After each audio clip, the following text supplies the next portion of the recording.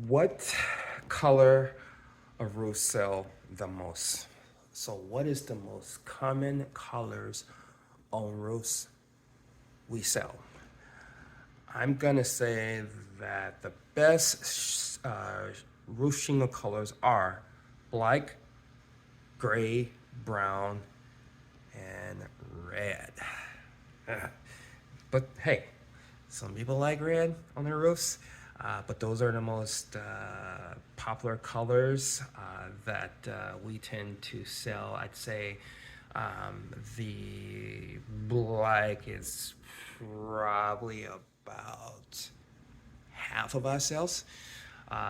Typically, the reason why is because black can pretty much go with just about everything, so people tend to go with that, especially if they're planning on doing some sort of update on their siding or windows or anything in the future. They always go with that color because it's easy to match.